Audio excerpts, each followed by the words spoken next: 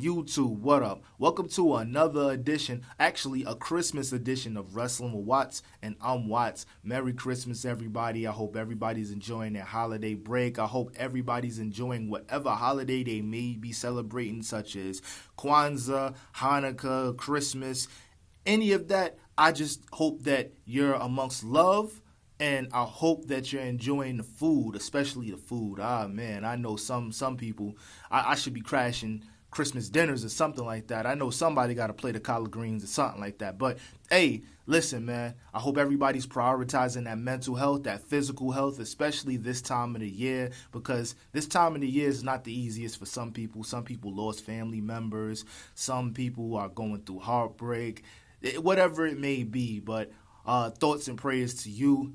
And we're about to finish this year strong. If you got paid on Wednesday, because typically on holidays, when the holiday comes, you get paid the day before, which is usually the Wednesday. So I hope you put some bread aside. I hope you're not too popped after these Christmas gifts and whatnot, especially how expensive things are nowadays. But I want to talk about PLEs, pay-per-views, and I want to talk about the current formula and how I don't think that the current formula for WWE or AEW for that matter is the most conducive. Like, you get the most out of an AEW pay-per-view for sure, but from what I heard, when it comes to AEW pay-per-views, they have you sitting in that seat for like 6 hours, man. That's a lot. It's some great wrestling for sure, but that is a lot. But I primarily wanted to talk about the WWE, and I want to talk about their 5-match pay-per-view format. I think it's asinine, and it needs to stop. I think it needs to stop. 5 matches is not enough for a pay-per-view.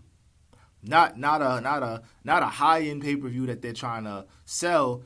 That's no good for a SummerSlam, even though SummerSlam is 2 nights now. But still, that's no good for War Games, a Survivor Series. I actually want to go back to Survivor Series. Fuck a War Games. Or War Games, Survivor Series in a War Games match. That would be some fly shit.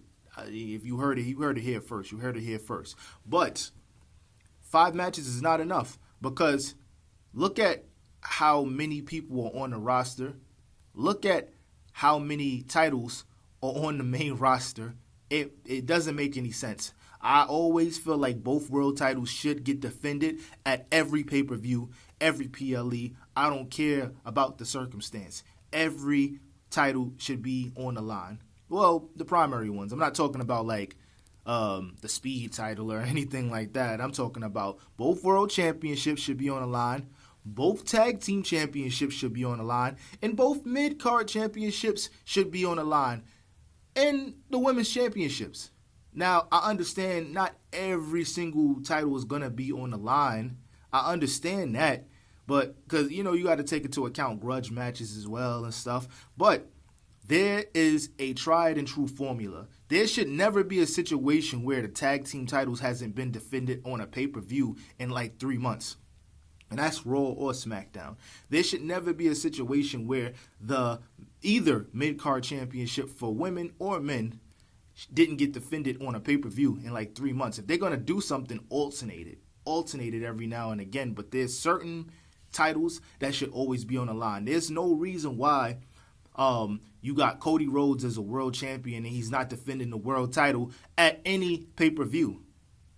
Or even, every now and again, throw a world title match on Raw or SmackDown. But the formula should always stay the formula, because I'm not going to lie. For somebody who don't even pay for pay-per-views and PLEs and stuff like that, I leave feeling empty. Like, I don't feel like I've gotten my money's worth either, even though I didn't put my money into it. But just the mere idea of me even watching it, or you even watching it, or just an audience that know about the pay-per-view in general, is still generating clicks, because those little highlights they throw on YouTube, they're still generating clicks. They're still getting their data money. They're still getting their AdSense and all of that because you're paying attention. So at the end of the day, 5 pay-per-views,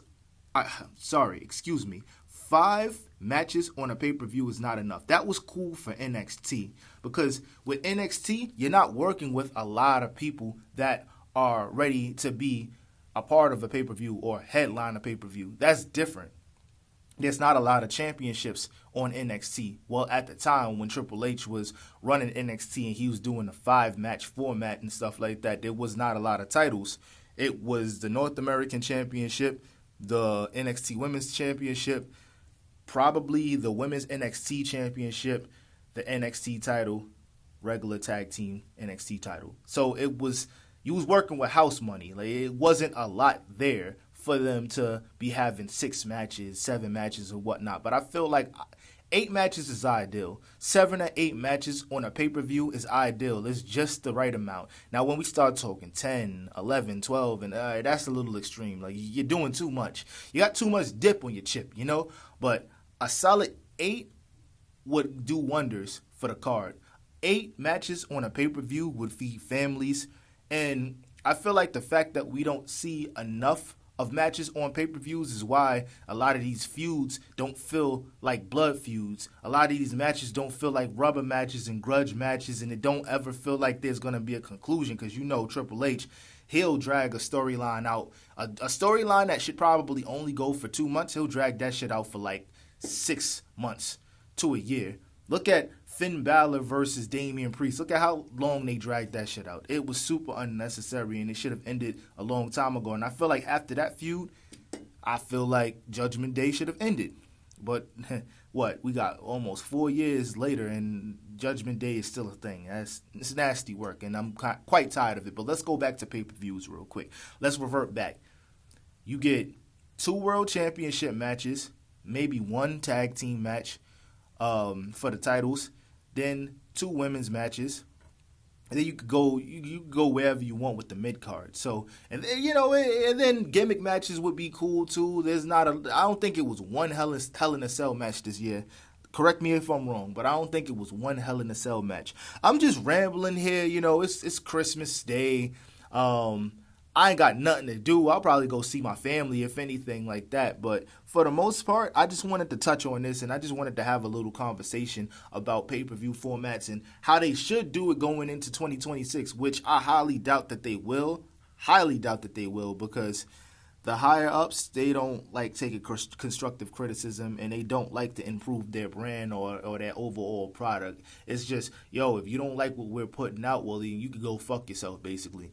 And they will learn soon enough that formula and that train of thought is going to land them in some serious shit. But ladies and gentlemen, I hope everybody is enjoying their holiday. If you're on a holiday break, shout out to you. There's a lot of people that's not going back to work until January 2nd or that Monday of, But shout out to y'all. Let me know what you guys think in the comment section below.